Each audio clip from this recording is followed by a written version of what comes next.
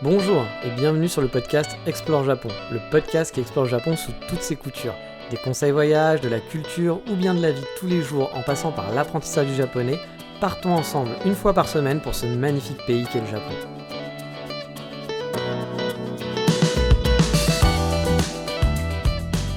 Bonjour à tous, et bien oui encore et toujours du Road to Japan, car oui ça s'accélère de mon côté.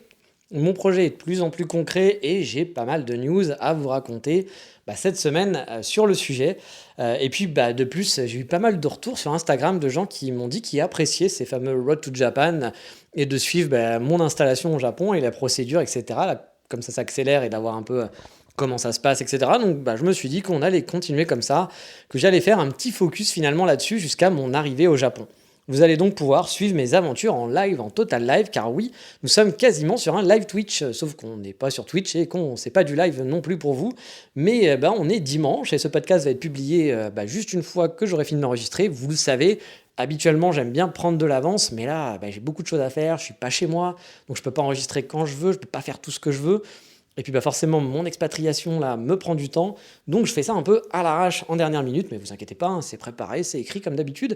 Mais c'est juste que vous êtes dans le live, c'est-à-dire que là, les news que je vais vous donner, c'est des news toutes fraîches. Si vous les écoutez là maintenant, c'est des news d'il y a, qui auront été enregistrées peut-être 30 minutes avant.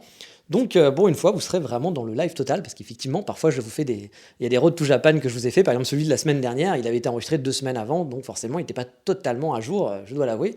Mais là, c'est du live complet, et je pense qu'on va continuer comme ça, parce que je vais être obligé de les faire un petit peu à l'arrache. Aussi, je tiens à prévenir que peut-être il se peut qu'une semaine, il n'y ait pas de podcast, parce que j'ai pas eu le temps, parce que c'est un peu à l'arrache. Encore une fois, je vous le dis, j'ai beaucoup de choses à préparer, je m'en excuse. Et en plus, je suis pas chez moi, donc je peux pas forcément enregistrer tout le temps. Quand il y a du monde à la maison, je peux pas, il y a du bruit, donc je peux pas leur dire «Ah, t'es où?» parce que ils sont chez eux, hein, donc c'est normal qu'ils fassent ce qu'ils veulent. Donc j'ai pas forcément tout le temps des créneaux pour enregistrer, donc c'est possible, vous inquiétez pas s'il y a une semaine où il n'y a pas de Road to Japan, parce que c'est possible, que ça soit, qu'il y ait des petits trous comme ça, mais je vais quand même essayer de tenir les podcasts. Quand je dis Road to Japan, c'est bien sûr les podcasts Explore Japon, vous l'avez compris, mais voilà, là on va vraiment faire un focus hors sujet sur les Road to Japan jusqu'à la fin, parce que je vais avoir des trucs à vous raconter. Voilà, là ça se précise. Moi, je suis dans le dur, donc il va y avoir des choses. J'ai des sujets quand même qui sont prévus déjà à vous parler, plus les choses qui se passent en ce moment. Donc j'ai de quoi vous raconter, je pense, jusqu'à mon installation, et sûrement même une fois que je serai arrivé, je vous ferai aussi les petits débriefs du début quand on arrive, parce qu'il y aura plein de choses à raconter les premières semaines.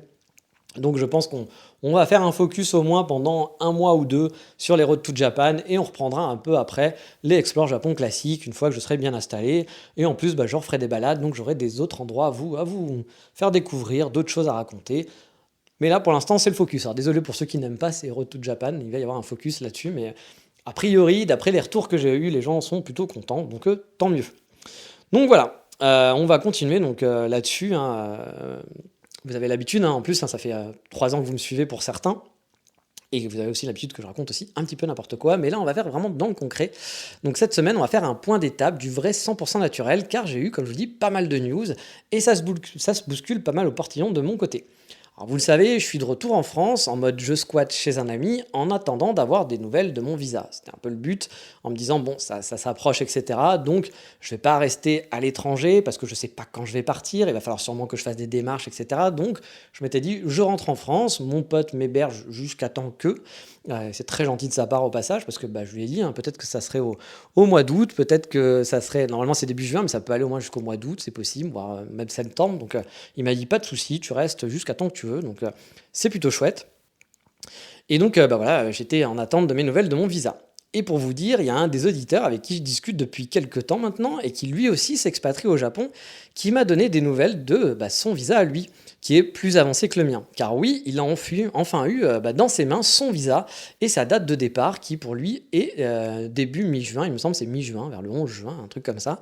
Donc c'était très cool pour lui, j'étais content, on a discuté, je lui ai dit bravo, c'est cool, chouette, tu vas pouvoir enfin y aller, surtout que ça a été difficile pour lui, parce que il devait partir un peu avant le Covid, et du coup il n'a pas pu partir, c'était pile au moment du Covid. Plus ensuite, il a dû partir, il pensait partir en novembre dernier, décembre, et il y a eu la fermeture des frontières alors que ça venait de réouvrir.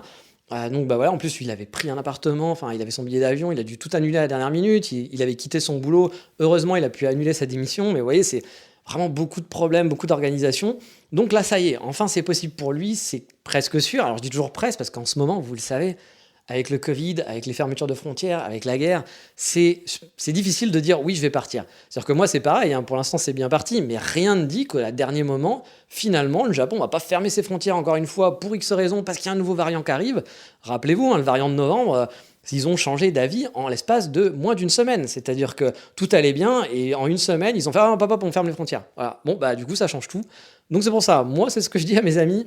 Tant que j'y suis pas, tant que je suis pas même sorti de l'aéroport, je reste un peu prudent, même si forcément je m'excite un petit peu plus parce que ça se rapproche. Mais je me dis, tout peut arriver. En temps normal, voilà, j'aurais pas dit ça, mais là en ce moment, vraiment, tout peut arriver et c'est très difficile de prévoir et de dire ce qui va se passer. Mais voilà.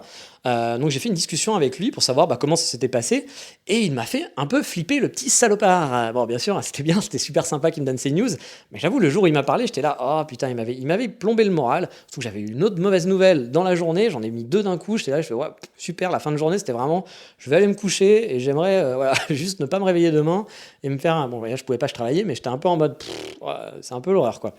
Et donc, ces mauvaises nouvelles, c'était quoi? Déjà, la procédure côté immigration.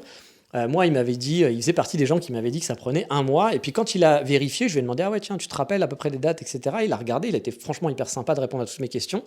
Et là, en fait, c'était pas un mois, c'était un mois et demi qu'il avait pris. Que ça avait pris pour faire son visa, c'est-à-dire entre le moment où c'est arrivé à l'immigration et que son CE, enfin pas le visa, mais que son COE, donc le document qu'il faut pour aller faire son visa, est arrivé. Ça avait pris plus d'un mois et demi pour retourner à sa boîte, et sa boîte avait mis 2 semaines pour lui envoyer. Donc du coup, finalement, il avait attendu 2 mois à partir du moment où son dossier était arrivé à l'immigration. Moi, j'avais tablé sur un mois, vu que tout le monde me disait un mois, et je me suis dit, ah oui, si c'est un mois et demi ou 2 mois, c'est pas pareil, parce que ça veut dire que début juin, impossible de partir début juin. Là, je partirai pas avant début juillet. C'est pas très grave, mais encore une fois, ça rallonge, j'en ai l'impression qu'on va jamais y arriver. Donc j'avoue, c'était un peu une petite mauvaise nouvelle que j'avais eue. J'étais là en train de me dire, oh mon Dieu, c'est affreux. Mais bref, voilà, c'était comme ça. Et en plus, il m'a appris qu'il y avait un long temps d'attente pour avoir un rendez-vous à l'ambassade. Car oui, je vous l'ai déjà expliqué, l'immigration japonaise va envoyer ce document qui s'appelle le COE à mon entreprise japonaise, qui va me l'envoyer ensuite. Et c'est avec ce document que je vais pouvoir faire ma demande de visa à l'ambassade du Japon en France, pas avant. Et en 2018, par exemple, pour mon visa étudiant, c'était pareil, hein, c'était l'école qui avait envoyé mon COE. Et j'avais dû aller à l'ambassade, sauf qu'à l'époque, pas besoin de rendez-vous. On pouvait débarquer le matin, à 8h du matin, faire la queue, prendre un ticket, puis attendre patiemment son tour. Mais là, Covid oblige, c'est plus pareil, c'est pas la même ambiance. Maintenant, tout ça, c'est plus possible. Il faut prendre un rendez-vous sur leur site web, et en ce moment, il n'y a aucun rendez-vous avant un mois. Alors oui, quand j'ai appris ça, j'étais en mode... Ok, le temps que j'ai mon COE mi-mai et ensuite attendre un mois pour prendre un rendez-vous, donc bref, pas un rendez-vous avant mi-juin minimum, bref, j'étais parti pour partir pas avant début juillet, voire même peut-être mi-juillet, voire peut-être même fin juillet. Je peux vous dire que j'étais un peu genre en mode moral, genre, voilà, j'en avais un peu marre, quoi, parce que c'est toujours pareil, c'est pas très grave, c'est juste de l'attente, mais à force, c'est toujours des mauvaises nouvelles, c'est jamais, on se dit, on aimerait bien que ça soit facile, que tout se déroule facilement et qu'il y ait genre un truc easy et que même il y a une bonne nouvelle qui arrive, qui dit finalement ça arrive plus tôt, tiens en fait tout est plus simple, mais bon, ça se passe rarement comme ça. Et donc j'étais là en train de me dire bon super, ça va être chiant, faut encore attendre. Je pensais être proche parce que franchement je pensais avoir mon COE là cette semaine. Voilà, je m'étais dit là peut-être que vendredi, donc là on est dimanche, donc vendredi je m'étais dit peut-être que je vais l'avoir, ça serait super cool. Et je m'étais dit bon au pire peut-être la semaine d'après, mais là ça y est, ça rapproche. Et quand j'ai su ça, je me suis dit bon il va falloir encore que j'attende 3 semaines, voire peut-être plus. Et puis en plus, il va falloir que je prenne un rendez-vous au bout de genre mi-fin mai pour dans un mois. Et j'étais ah mon Dieu, ça va être tellement long, tellement long. Donc ça m'a mis un bon coup au moral. Bon après, il a été vraiment super cool.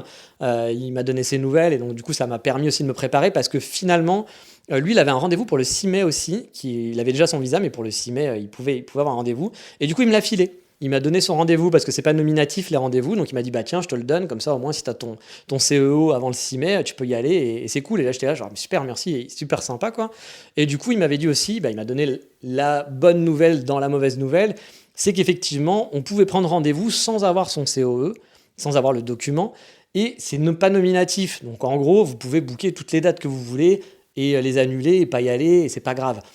Sauf que vous allez faire chier les autres parce que forcément vous avez booké plein de dates et je pense que c'est ce qui se passe. C'est aussi pour ça qu'il n'y a aucun rendez-vous d'ici un mois parce que tout le monde est en stress, donc tout le monde prend 55 dates et puis bah voilà, bah du coup il n'y a plus de date de dispo, donc c'est super. Donc moi quand j'ai regardé, le premier rendez-vous que je pouvais faire c'était le 17 mai, donc c'était il y a quoi, il y a une semaine et demie je crois à peu près.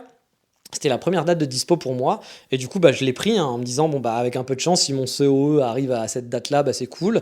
Mais bon j'étais un peu déprimé, j'étais vraiment en mode bon cette semaine comme je dis mon COE devait plus tarder et bah, là je devais encore devoir attendre. Donc ça comme je vous dis c'était il y a une semaine et demie environ.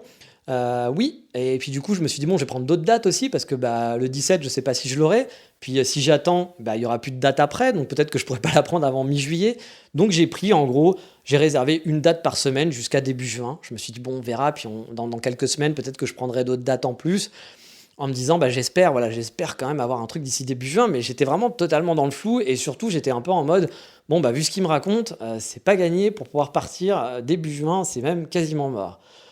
Mais, voilà, ça c'était un peu le truc, mes débuts de semaine, début de cette semaine là, donc il y a moins de 7 jours, en gros, on va dire, c'était le lundi, je crois, ou le mardi. Alors que je me plaignais auprès de mon meilleur pote chez qui j'habite et que je faisais ma pleureuse, que j'allais devoir attendre encore longtemps et longtemps et que j'en pouvais plus, que ça me saoulait, que c'était relou, et ben j'ai reçu en début d'après-midi, un mardi je crois, il me semble, un mail de mon entreprise japonaise. Donc là, je suis un peu surpris parce que je ne m'attendais pas vraiment à de nouvelles, surtout qu'ils ne m'en donnent pas spécialement, et ce qui est normal, ils n'ont pas d'infos. Donc je m'étais dit, ils vont me contacter que le jour. C'est comme j'avais des amis qui m'avaient dit, ah bah s'ils ne donnent pas de news, contacte-les pour leur dire quand est-ce qu'ils vont répondre. Mais je leur disais, mais ça sert à rien parce qu'eux, ils n'ont pas d'infos, c'est l'immigration. Donc bah eux, qu'est-ce qu'ils vont me dire? Ils vont me dire, bah comme toi, j'en sais rien, voilà, j'attends, voilà, donc ce qui est normal, hein. Mais là, je suis un peu surpris de recevoir un mail parce que je ne m'y attendais pas. Et j'ai eu le contenu et je vois enfin une bonne nouvelle. Bah oui, une vraie bonne nouvelle. Mon entreprise a été informée par l'immigration que ma demande a été acceptée. Bon, je dois vous l'avouer, hein, pour moi, c'était sûr que ça allait être accepté. Mais on n'est jamais à l'abri d'une mauvaise surprise, hein. Je pense que mon profil était bon, qu'il n'y avait pas trop de soucis, etc. De ce qu'on m'avait dit, hein. C'est pas moi qui me dis, ah, mais attendez, je suis tellement génial, je comprends pas pourquoi le Japon. Bien sûr, c'est pas ça. Mais j'avais eu des contacts avec plusieurs sociétés qui m'avaient dit que oui, mon profil ne posait aucun problème. J'avais posé la question, est-ce que mon profil pouvait poser X problème pour X raison? Et tout le monde m'avait dit non, non, il n'y a pas de souci, il devrait être accepté par l'immigration. Mais bon, on n'est jamais à l'abri d'une mauvaise surprise. Et autant, vous me connaissez, je prévois souvent des plans A, des plans B, des plans C, voire des plans D, etc.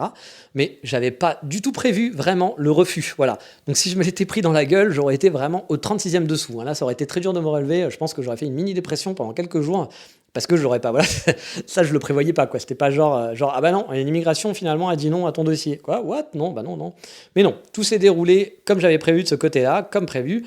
Donc je peux donc partir au Japon, mais mon COE n'est pas encore là. Donc j'étais dit ah bah ouais super, bon bah c'est une bonne nouvelle, mais du coup ça m'avance pas beaucoup parce qu'il arrivera. Mais bon, j'ai quand même la bonne nouvelle parce qu'a priori il arrivera dans la société japonaise après la Golden Week. Pour ceux qui ne connaissent pas la Golden Week, c'est une grosse période de jours fériés qui sont à la suite et qui font que beaucoup de Japonais partent en vacances.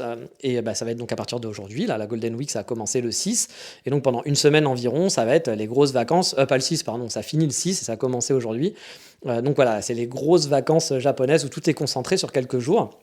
Et donc à ce moment-là, souvent le pays est en mode, bah il n'y a plus rien qui marche, hein. Je suis donc dit, ok, ça arrive après la Golden Week, c'est cool. Mais ils m'ont dit ça arrive après la Golden Week. Ils m'ont pas dit ça arrive tout de suite après la Golden Week. C'est juste on devrait avoir des news quoi. Et j'étais là ouais mais ça veut dire quoi genre ça arrive après la Golden Week c'est sympa mais ça veut dire quoi parce que si ça arrive juste après c'est cool mais si ça arrive genre dans un mois après la Golden Week bah c'est pas la même. J'ai donc fait un mail à mon entreprise pour leur demander s'ils pensaient voilà que je pourrais avoir tous les papiers pour le 17 mai date de mon rendez-vous à l'ambassade. Parce que je leur ai expliqué aussi que voilà, il y avait du délai en ce moment, etc. et tout, et que moi j'avais pris un rendez-vous et que bah, est-ce qu'ils pensaient que c'était possible voilà, est-ce que ça peut le faire? Et ils m'ont confirmé le lendemain que a priori oui, il ne devrait pas y avoir de problème, je devrais avoir mes papiers pour le 17 mai. Donc j'ai aussi demandé du coup si je pouvais commencer à chercher un appartement, en leur disant qu'a priori, bah, si j'ai bien compris, je pourrais débarquer début juin, que ça pouvait se goupiller. Et là aussi ils m'ont dit oui, pas de problème, ça pourra se goupiller, tu vas pouvoir arriver début juin, il n'y a pas de souci là-dessus. Donc, vous l'avez compris, même si j'ai pas encore ce fameux COE et que j'ai donc pas ma date officielle d'arrivée, a priori, je vais pouvoir débarquer fin mai début juin au Japon, même fin mai. Je pense prendre demain, pour vous dire, réserver mon billet d'avion pour le 27 mai. On verra s'il y a des vols, parce que s'il n'y a pas de vol à ce moment-là. Mais voilà, c'est un peu mon but en ce moment. Demain, je vais aller voir les billets d'avion et me dire, ok, je réserve un billet bien sûr échangeable, parce que on n'est pas à l'abri d'une mauvaise surprise, comme je vous l'ai dit. Mais a priori, ça me paraît jouable, voilà, de pouvoir faire ça. Et donc voilà, pour vous expliquer, parce que voilà, je peux avoir mon rendez-vous le 17 mai, donc si j'ai mes papiers le 17 mai, pour mon rendez-vous à l'ambassade. Après être allé à l'ambassade, il faut environ 3 jours pour faire le visa et récupérer son passeport. Bah oui les amis, c'est pas instantané, donc à partir du moment où j'ai mon visa, par contre, bah là je peux partir au Japon direct. Donc théoriquement, sur le papier, le 20, je pourrais partir. Mais bon, c'est de la théorie. Alors j'ai vu un peu large et je prévois de partir donc le 27. C'est un vendredi parce que j'ai pas de congé. Donc partir un vendredi, c'est un peu ma seule option viable. Si tout va bien donc, le 27 mai, je pars pour le Japon. Bah oui, dans moins d'un mois du coup, enfin vraiment moins d'un mois maintenant. Et j'avoue que j'ai un peu du mal encore à réaliser que ça se rapproche. J'ai encore beaucoup de mal à me dire, bah ça y est, en fait, là c'est moins d'un mois. Moins d'un mois, c'est très rapide. Mais j'ai l'impression, même en ayant les infos, que c'est encore un rêve lointain et que bah, il y a encore à avoir des trucs, que ça va encore se retarder. Et j'ai vraiment beaucoup du mal à réaliser que oui, si, ça y est, ça commence à devenir de plus en plus concret. Mais du coup, bah, là, je commence à pouvoir être dans le dur, car maintenant que j'ai une date, que je peux réserver un billet d'avion, a priori, même si c'est encore facultatif, mais a priori ça devrait être bon, bah, je peux préparer mon départ. Et dès que j'ai eu la confirmation, bah voilà, j'ai commencé à chercher des appartements. Car j'aimerais bien bah, avoir un appartement dès mon arrivée et pas squatter dans un hôtel pendant X jours et avoir des frais supplémentaires pour rien. Autre étape que je vais lancer, c'est donc le billet d'avion, comme je vous l'ai dit. Et Covid et guerre oblige, bah là aussi, ça va pas être super fun à faire.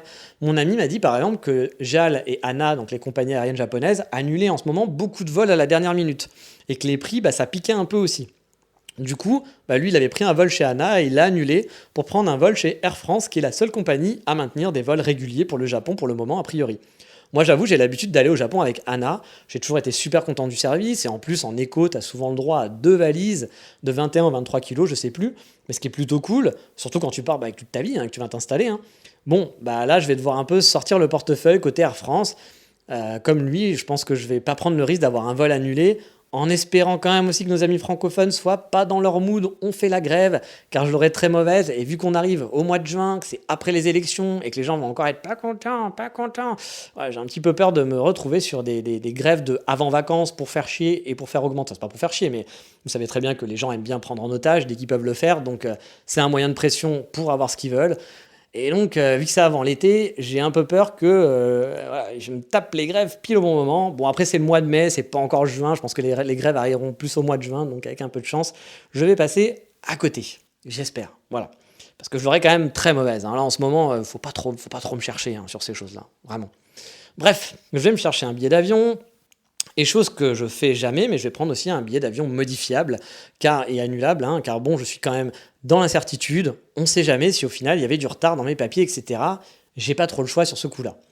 Je vais aussi commencer à réserver un pocket Wi-Fi pour être sûr d'avoir une connexion solide, pour pouvoir bosser dès les premiers jours, le temps que je m'installe et que j'installe une connexion internet, parce que bah oui, à peine arrivé, c'est pas les vacances, je devrais bosser dès le lundi, voilà. Je vais arriver sûrement un samedi très tard, j'aurai mon dimanche où ça va pas être je me balade, sauf si j'ai pas mon appartement, mais si j'ai mon appart le dimanche, bah il faudra que j'aille chercher un futon, j'aille chercher de quoi manger, voilà, de quoi s'installer. Donc le dimanche, ça va pas être de tourpeau, et dès le lundi, je dois travailler, donc voilà, j'aurai pas le temps de m'amuser, de me balader, et le Japon c'est super, non, forcément ça va être un petit peu le rush, mais bon, je suis quand même content, je vais pas me plaindre non plus, vous vous en doutez. Mais voilà, il faut que je me trouve un petit pocket Wi-Fi, parce que bah, voilà, il va me falloir Internet pour travailler dès le départ. Puis de l'argent aussi, je vais en avoir besoin, voilà, car mon visa, mon installation va quand même coûter un bras. L'avion, les meubles, les frais d'appartement, les frais de mon visa, etc., etc. Ça fait mal. Je vous ferai un épisode là-dessus sur combien ça m'a coûté. Bien sûr, ça vous coûtera peut-être quelque chose de différent pour vous, bien entendu. Mais je vous donnerai une idée de voilà, combien ça m'a coûté mon installation, de combien j'ai payé mon visa, parce que vous le savez, mon visa, je l'ai payé. Je ne suis pas expatrié par une boîte, c'est moi qui m'expatrie tout seul, comme un grand. Donc combien ça m'a coûté, combien vont me coûter mes meubles, combien vont me coûter un appartement, parce que déménager au Japon, prendre un appartement, ça coûte très très cher au Japon. Je vous ferai un épisode là-dessus, comme ça vous aurez une idée à peu près de combien ça m'a coûté. Et puis bah, vous pourrez, si ça vous intéresse, voilà, avoir une idée par rapport à vos besoins et voir combien vous pouvez budgéter tout ça. Donc voilà, j'ai oublié de vous dire aussi que j'ai déjà préparé des colis, car oui, ma vie tient dans une valise, vous le savez, mais j'ai quand même quelques affaires dans la cave de mon meilleur ami, et j'ai donc un peu trié ce qui me restait chez lui. Et j'avais 4-5 cartons chez lui, et je me suis fait donc 3 cartons de livres, d'ustensiles de cuisine, parce que vous le savez, j'aime faire des gâteaux. Du coup, je me suis envoyé un petit peu le matos que j'aimais bien, et il me reste plus grand chose, mais ce peu que j'ai, bah, je me l'envoie au Japon. Et car je suis là aussi, un peu pour vous aider à la base, hein, pour envoyer des colis, un bon tips, pour envoyer des colis au Japon sans que ça soit trop cher, parce que si vous passez par la poste et Chronopost, ah, ça va vous coûter un bras. C'est pas vraiment les meilleurs moyens pour envoyer des choses au Japon. Hein, c'est pas vos amis. Hein. Moi, je passe par un service qui s'appelle Happy Post. Je suis pas du tout sponsorisé. Hein, je vous dis juste mon bon plan parce que j'utilise ça, qui me permet de pas me saigner pour envoyer environ 50 kilos d'affaires. Alors oui, 50 kilos, c'est beaucoup, mais en même temps, je m'envoie des livres et donc des livres. J'ai plus beaucoup de livres à moi, hein, mais j'ai quelques artbooks très spéciaux que j'aime beaucoup et qui sont plus éditables. C'est des trucs par Café Salé pour ceux qui connaissent. C'est des artbooks qui sont magnifiques, une collection qui n'existe plus, et il y a 7 tomes, et j'ai les 7, mais déjà ça pèse lourd. Plus j'avais quelques petits trucs que je m'étais acheté au Japon, donc voilà, j'ai fait un peu le tri, et je m'envoie quelques bouquins, et puis dès que vous mettez des bouquins, et puis quelques ustensiles de cuisine, et des fringues d'hiver aussi que je m'envoie, des manteaux, des blousons, des trucs comme ça que j'aurais pas besoin l'été, hein, vous vous en doutez. Bah voilà, ça monte vite, hein, et 50 kilos, voilà, ça fait 50 kilos d'affaires à envoyer. Et là, je vais en avoir pour environ 300 euros de frais d'envoi. Je vous avais dit, hein, l'argent, je vais en claquer dans les prochaines semaines. Hein, ça va me coûter un bras, ce déménagement. Donc voilà, on rentre dans le dur, on est dans le Road to Japan, on y est vraiment, ça y est, ça commence. Et là, je fais vraiment, là, j'ai passé une semaine qui était intense, parce que je dois travailler quand même, hein, donc c'est pendant mes temps libres. Puis je suis chez un ami, donc je peux pas faire exactement ce que je veux non plus. Donc pendant mes temps libres, ça y est, j'ai commencé à préparer mon départ. Alors je vous expliquerai en détail bien sûr la suite de la procédure, hein. Les papiers dont je vais avoir besoin pour l'ambassade, etc., etc., etc., pour vous aider si un jour vous êtes dans ce cas-là. Dans un autre épisode, on en parlera quand on se rapprochera finalement du 17 mai, je pense, je vous ferai un petit point là-dessus. Mais cette semaine, je voulais vous faire un point focus appartement. J'en ferai sûrement aussi un autre dès que je l'aurai trouvé la perle rare pour vous expliquer là aussi comment ça se passe en détail pour louer un appartement dans une agence, on va dire, normale, une agence immobilière et pas une agence pour gaijin. Actuellement, je cherche sur 3 sites internet, un généraliste et 2 qui sont spécialisés sur Kyoto. Je mettrai les liens pour les abonnés Patreon dans le post de cette émission. En petit bonus, c'est cadeau, ça fait plaisir. Et voilà, ça peut vous aider peut-être. Le site généraliste, je m'en sers car il est bien fait, il est joli, ce qui n'est pas souvent le cas des sites japonais, hein, qui sont souvent restés dans le net des années 90, malheureusement, qui sont très très moches et pas très pratiques en tant qu'utilisateur. Et je dois vous l'avouer, je m'en sers pour regarder des appartements aussi autour de Shibuya, pas qu'à Kyoto. Bah oui, car oui, j'avais jeté un œil il y a quelques semaines et j'étais tombé sur quelques annonces pas trop mal dans mes prix. Même, voilà, avec un appart pas ouf, hein, mais on peut trouver des 30 mètres carrés à 30 minutes à pied de Fuglen, hein, mon coffee shop préféré qui est au nord de Shibuya, du Shibuya Crossing, hein, pas de l'arrondissement de Shibuya, parce que l'arrondissement de Shibuya il est grand. Qui est mon coffee shop préféré, qui est en dessous du Yogi Koen, juste à côté du Yogi Koen, et j'ai trouvé des apparts voilà, à 30 minutes près de la mairie de Shinjuku. Alors c'est bien dommage, hein, parce que j'avais pas encore mon COE en poche, sinon j'aurais peut-être pris et j'aurais fini à Tokyo finalement plutôt qu'à Kyoto. Mais bon, là cette semaine j'ai regardé un petit peu et il n'y a franchement rien d'intéressant pour moi dans les quartiers qui me plaisent et dans mes prix. C'est souvent quand même très très cher quand vous allez si vous voulez vivre vraiment dans le centre de Tokyo. Vous pouvez vivre en banlieue de Tokyo, il y a plein d'appartements qui sont dans des prix corrects en banlieue de Tokyo. Mais si vous voulez habiter vraiment dans le centre, ça devient plus compliqué, surtout dans les quartiers un peu plus bourgeois et très recherchés. Vous allez habiter dans un 15 mètres carrés ou un 20 mètres carrés pour, on va dire, 800 euros, un truc comme ça, quoi. Donc, si vous voulez habiter dans un 30 mètres carrés, souvent, il faut compter 1000 euros, 1200 euros pour vivre on va dire, dans un appartement de 30 mètres carrés à Shibuya. Donc, si après vous voulez habiter dans une cage à lapin, vous pouvez totalement. Et puis, je peux le comprendre, hein. Mais moi, je vis dans mon appartement, je travaille dans mon appartement. Donc, mon appartement, c'est important. Je passe mes journées, je vais pas au travail, je vais pas à l'école, je travaille dans mon appartement. Donc, pour moi, avoir un espace qui soit agréable, voilà, c'est hyper primordial. Et donc, même si ça me plairait de vivre à Tokyo, ça me plairait de me vivre dans un quartier qui me plaît bien et dans un environnement que j'aime, mais j'ai pas envie non plus de sacrifier ma vie de tous les jours juste pour être dans un quartier qui me plaît à Shibuya. Je préfère aller vivre ailleurs où je vivrai de façon plus agréable. Donc voilà, j'ai regardé, il n'y avait rien d'intéressant pour le moment. Pour vous dire, mon budget, hein, il tourne entre 100 et 110 000 yens par mois pour une location. Je suis même prêt à aller à 120 000 yens pour un super méga coup de cœur. Donc oui, j'ai fait un petit tour, non pas du côté de chez Swan, hein, mais du côté de l'arrondissement de Shibuya. Mais je pense pas que vous me verrez à Tokyo, j'ai rien trouvé pour le moment.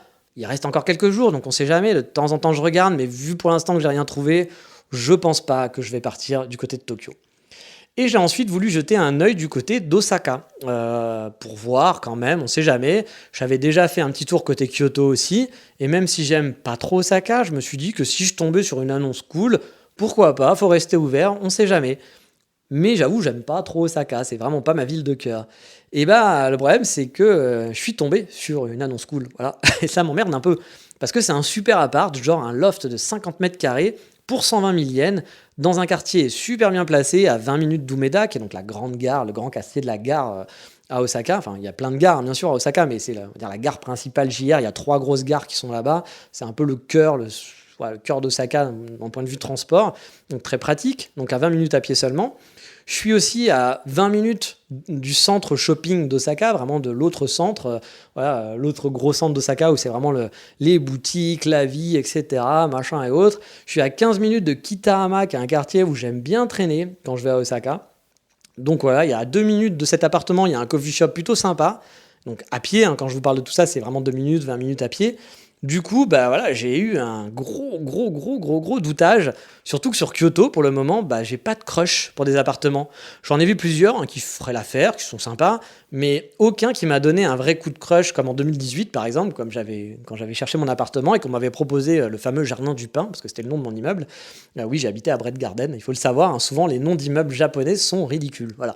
Je sais pas s'il y a un comité, si c'est un vrai boulot, mais je rêverais de bosser hein, dans ce truc. Hein, quand vous habitez au Jardin du Pin, au Bois de Boulogne, il y a Blanc-Neige, la version trans de Blanche-Neige sûrement, hein, commandée par Netflix, je suppose. Et ben j'en passe, il y en a plein des noms comme ça. C'est quand même assez ouf, je trouve ça super drôle. J'ai habité à l'Heure Bleue, bon ça c'est pas très drôle, mais c'était vraiment français dans le texte. J'ai une amie qui habite aussi à Avion 31, voilà, t'habites où? J'habite à Avion 31, pourquoi pas. Ça s'invente pas quoi. Et c'est en français dans le texte, hein, vraiment. Hein. Bon, le Jardin du Pin c'était Bread Garden, mais tout le reste c'est vraiment des noms que je vous ai donnés, c'était Blanc-Neige, etc. C'était vraiment des noms d'immeubles. Bref, fin de parenthèse sur les noms d'immeubles ridicules, mais j'avoue c'est assez drôle au Japon ça. Je suis donc un peu dans un dilemme en ce moment sur cet appartement. Vous vous dites, bah pourquoi, si tu kiffes cet appart, fonce, vas-y, c'est ouf. Hein, t'as un joli loft, 50 mètres carrés, avec un îlot de cuisine qui permet de faire table en plein milieu. Ça fait vraiment un appart de designer. C'est une grande pièce coupée d'un côté par un mur en verre teinté, voilà, qui fait une genre de chambre. Et l'appartement est super grand, vraiment je l'adore. Mais le problème, c'est que c'est Osaka. Voilà. Et Osaka, bah, j'adore beaucoup moins. Vous le savez, j'en ai parlé plein de fois. J'adore Tokyo, je rêverais y habiter, dans certains quartiers en tout cas. Je suis tombé en amour de Kyoto, que je considère vraiment comme ma ville, mon chez-moi, ce qui n'était pas forcément le cas au départ, parce qu'effectivement, Kyoto, moi, je trouvais la ville très jolie, mais je trouvais qu'il y avait vraiment beaucoup trop de touristes, et j'avais peur justement de ce côté-là. Et finalement, bah, j'ai adopté Kyoto, et puis en vivant 1 an et demi là-bas, bah, je m'y suis fait, et vraiment, pour moi, c'est mon chez-moi, c'est la ville que je considère vraiment comme chez moi. J'ai vécu dans énormément de villes depuis que je suis petit, et c'est vraiment la ville que je considère le plus comme chez moi, même en ayant vécu 17 ans à Paris. J'ai l'impression de mieux connaître Kyoto que de mieux connaître Paris, et surtout de plus kiffer hein, Kyoto que Paris. Mais Osaka, voilà, bah, on accroche moins, elle et moi, ça c'est sûr. En vacances, j'avais kiffé dormir là-bas, hein, explorer la ville, etc. J'ai trouvé ça vraiment sympa. Mais en habitant Kyoto, pareil, j'aime aller à Osaka, j'aime faire du shopping et des passages de temps en temps sur Osaka. Mais de là à pousser le vice à y vivre, je suis beaucoup moins sûr. Je trouve la ville vraiment trop bétonnée. Et je compare même pas à Kyoto, hein, parce que bah, c'est sûr, Kyoto c'est la campagne, hein, faut pas déconner, hein, t'es entouré de montagnes, il y a une grande rivière avec de larges rives en plein milieu de la ville, t'as vraiment pas l'impression de vivre dans une grande ville quand tu vis à Kyoto. Non, on va dire que je compare avec Tokyo, une beaucoup plus grosse ville, hein, parce que c'est beaucoup plus gros qu'Osaka, bah, je trouve que l'ambiance n'a rien à voir avec Tokyo. Tokyo, c'est beaucoup plus vert, c'est beaucoup plus propre. Les balades dans les quartiers résidentiels ou dans les quartiers animés, j'adore. Vraiment, je kiffe me balader à Tokyo. À Osaka, j'ai pas ce kiff du tout. Mais vraiment pas. J'ai pas de kiff de balade à Osaka. J'aime y aller pour faire du shopping, aller faire un truc. Mais la balade en elle-même à Osaka, dans les rues, dans le quartier, dans l'ambiance, dans les gens aussi, qui sont très chaleureux, mais qui sont plus sales, pas sales sur eux, hein, mais qui vont jeter des trucs par terre beaucoup plus facilement. Les rues à Osaka sont pas très propres hein, en général. Hein. C'est pas le Japon qu'on connaît à Osaka pour moi. Même s'il y a plein de charme à Osaka, il y a plein de trucs cool. Comme je vous dis, les gens sont très chaleureux et ça vous le trouverez nulle part ailleurs. Mais à côté de ça, les mecs font n'importe quoi, ils traversent n'importe où. Et moi, si je vais au Japon, vous le savez, c'est aussi parce que les gens respectent les règles, parce qu'ils sont calmes, etc. Et que j'ai pas envie de me retrouver en Europe. Voilà, c'est pas ce que je cherche. Même si, ok, Osaka, c'est pas l'Europe non plus, hein. Mais il y a un petit côté comme ça qui, bah, moi voilà, c'est une ambiance qui. Je dis pas que c'est nul, hein, mais j'ai jamais vraiment accroché. Après, faut être honnête, hein, vivre à Osaka, il y a sûrement des bons côtés. Comme je vous le dis, les gens sont beaucoup plus chaleureux qu'ailleurs. Il y a moyen, je pense, de se faire des potes beaucoup plus facilement sur place. Et puis, il y a beaucoup plus de Megumi aussi, hein, qu'à Kyoto, hein, avec un style un peu moins traditionnel, qui va être plus western, comme on dit. Alors, non pas avec des chapeaux de paille et des bottes et qui sont sur des chevaux, hein, bien sûr, mais qui sont un peu plus européennes ou occidentales, on va dire, dans leur style. Moi, je suis pas très japonaise traditionnelle, hein, donc je préfère les japonais justement le mix Japon et le mix un peu western. Donc bah voilà, il y a des bons côtés pour moi, je pense, de vivre à Osaka. Je me ferai des potes plus facilement, je rencontrerai des Megumi aussi plus facilement, parce que Kyoto, bah c'est un peu prout-prout, hein, c'est très snob comme ambiance, donc c'est plus compliqué, clairement. Mais j'ai quand même un peu peur que les week-ends, quand j'aurai juste envie de marcher, hein, sans me taper 1 heure de train pour aller en banlieue ou pour aller à Kyoto, bah je vais me taper juste des rues animées, très peu de verdure. Les parcs à Osaka, honnêtement, on dirait des parcs à clodo, mais sans les clodos. Alors c'est un peu méchant de dire ça, hein, mais moi, à chaque fois que je me suis baladé à Osaka, dans les parcs, ça m'a pas fait rêver, hein. Et quand je vous dis je compare à Tokyo, je veux pas comparer avec Kyoto, parce que Kyoto, c'est pas du tout comparable. Mais on compare avec une grande ville comme Tokyo, ouais, bah j'ai pas cette ambiance-là, hein, clairement, hein. J'ai pas cette ambiance de ah, je me sens bien. Ou souvent, je vous ai dit, par exemple, qu'à Tokyo, les gens disaient ah, il y a trop de bruit, Shibuya, c'est horrible. Moi, il y a du son partout, il y a des gens partout, il y a jamais de solitude. Je suis pas du tout d'accord avec ça. Moi, dans Tokyo, à Shibuya, je vous l'ai déjà dit plein de fois, à 10 minutes, on est dans un quartier résidentiel hyper mignon, c'est hyper chouette, c'est super calme, il y a des petits parcs, de la petite verdure, des petites rues mignonnettes où j'aime bien me promener. Osaka, dans une grosse partie du centre, hein, je ne vous parle pas de la banlieue d'Osaka, mais Osaka, dans le centre d'Osaka, j'ai pas du tout cette ambiance-là.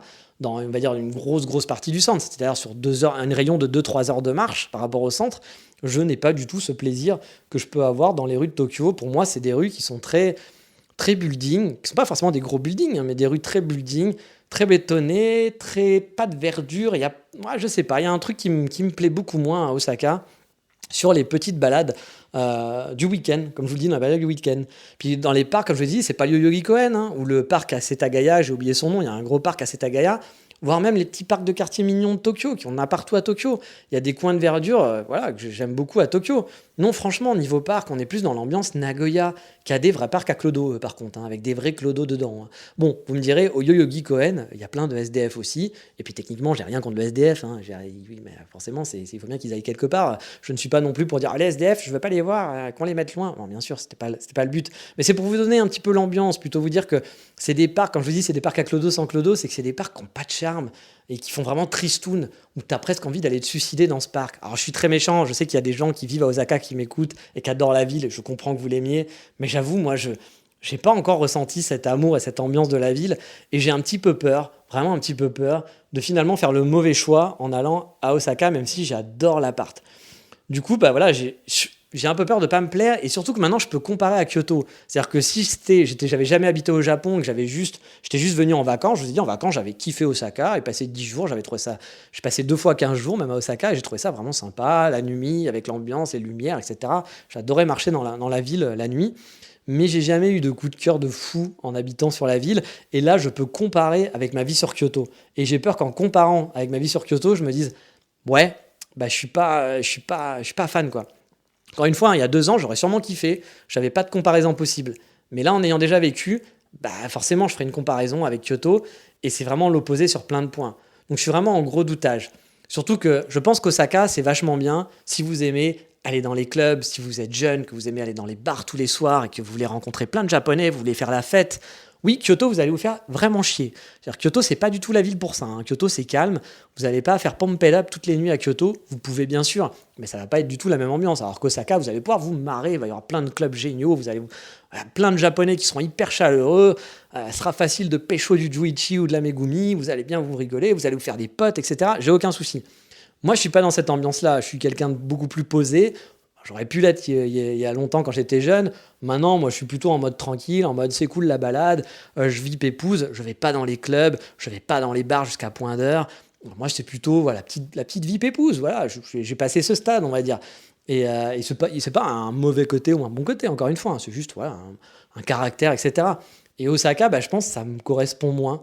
Mais bon, j'avoue, je suis quand même en gros doutage car cet appart, il est vraiment super top et que je m'y vois vraiment. C'est-à-dire que j'ai vraiment vu où pouvoir mettre mes meubles, j'ai vraiment vu comment j'allais vivre là-bas, il me correspond à fond. Et puis je me dis, ça peut être bien de changer aussi, parce que Kyoto, je connais par cœur, et puis là, ça serait peut-être l'occasion de se dire, on tente autre chose, et puis parfois, la nouveauté, ça fait du bien aussi. Mais j'ai contacté aussi mon agent immobilier que j'avais à Tokyo, car j'ai vu que sur leur site de l'agence, il travaillait toujours là-bas, donc j'ai tenté ma chance, et j'ai vu 4 appartements sur Kyoto qui pouvaient m'intéresser. J'avais des questions, car oui, les appartements et les sites immobiliers au Japon, c'est toute une histoire. Et ça sera sûrement le thème du prochain épisode, parce qu'il y a vraiment des choses à raconter là-dessus, sur les sites immobiliers japonais. Il y a des petits conseils à connaître et à savoir, hein. Vraiment, je pense que j'ai pas mal de choses à vous raconter là-dessus, sur comment choisir un appartement sur un site immobilier japonais, un vrai site immobilier, encore une fois, pas un truc pour gaijin. Il y a vraiment des choses à raconter là-dessus, mais ça, on a déjà fait 30 minutes à peu près, je pense, d'épisode. Donc je ferai un épisode spécial sur les sites immobiliers au Japon. Il y a vraiment des choses sympas là-dessus. Donc voilà, je suis vraiment en gros doutage. J'ai contacté l'appartement à Osaka. L'agent immobilier de l'appartement Osaka ne parle pas du tout anglais, donc déjà c'est un peu compliqué. Il était en panique parce que je lui ai envoyé un message en anglais et qui m'a demandé mais est-ce que tu parles quand même un peu japonais s'il te plaît, etc. Alors j'ai fait oui, mais je peux pas faire non plus des conversations de ouf, hein, donc voilà, parce que j'aurais dit, il faut savoir que, je vous en ai déjà parlé, mais quand vous voulez prendre un appartement au Japon, si vous passez pas par un truc pour gaijin, pour étranger, il y a des fortes chances qu'on vous le refuse. Les propriétaires ne veulent pas, peut-être moins à Tokyo, mais ça existe aussi à Tokyo, hein, mais je veux dire, c'est sûr qu'à Kyoto, par exemple, la dernière fois, j'avais envoyé 14 mails, il y avait 14 annonces qui m'intéressaient, c'était pourtant une agence qui parlait anglais, etc. et autres, et 14 fois, j'ai eu le droit à des noms, parce que juste les propriétaires ne voulaient pas louer à un étranger. Donc je m'attends à avoir beaucoup de refus. Donc la première question que je demande, c'est est-ce que l'appartement est disponible ? Et en même temps, je demande est-ce qu'ils acceptent les étrangers ? Donc là, elle m'a pas répondu parce qu'elle savait pas, mais elle s'est quand même posé la question de mais qu'est-ce que tu parles japonais quand même, etc. Pour rassurer peut-être le propriétaire.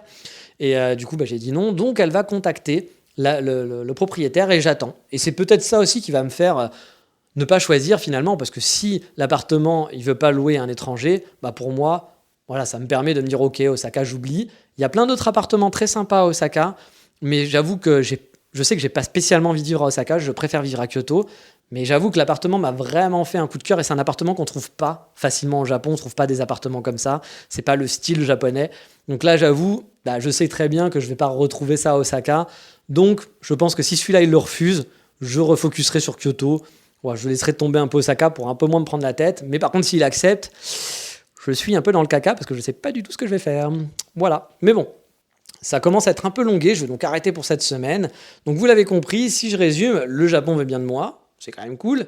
J'attends donc mon COE qui devrait arriver, je pense, vers le 10 mai, si tout va bien. Le 17, direction l'ambassade pour faire mon visa. Et en attendant, je recherche un appartement activement sur Kyoto, qui est mon choix numéro 1. Mais il se pourrait qu'un appartement cool me fasse dévier ma route vers Osaka, voire que je garde un œil sur Tokyo, avec un changement de dernière minute, hein, on sait jamais. Oui, il va falloir continuer d'écouter le podcast pour avoir la réponse. Voilà pour les nouvelles, on va donc continuer les Road to Japan, vous l'avez compris, car j'ai plein de choses à faire et à vous raconter. Je vous ai dit, il va y avoir un petit épisode spécial, je pense, sur les sites immobiliers japonais, parce que c'est toute une histoire. Je vous donnerai des news sur quel appartement j'ai pris, comment ça s'est passé. Je vous donnerai des news sur comment ça se passe avec le visa et le COE à l'ambassade. J'ai plein de choses à vous raconter, parce qu'il va y avoir plein de trucs encore à s'organiser. Donc vous inquiétez pas, il y a de quoi faire de ce côté-là. Donc voilà pour les nouvelles. Je vous dis donc, j'espère que ça vous intéressera toujours, mais je vous dis donc à la semaine prochaine. Je ne sais pas encore quel sera l'épisode. Peut-être ça sera un truc spécial parce que j'aurai trouvé un appartement. Ou peut-être je ferai quelque chose qui n'a strictement rien à voir, mais qui sera quand même sur la préparation de mon immigration au Japon. J'espère que ça vous a plu. Et je vous dis donc, comme chaque semaine, qu'est-ce qu'on dit ? On dit matane, bien entendu. Et à la semaine prochaine. Portez-vous bien. Ciao, bye bye. It's too late now to turn around and back again. I made my bed and now I lay my head in it. And I'm sorry I'm not perfect, but I knew that I wouldn't be. I guess it's for the best, you know the worst in me.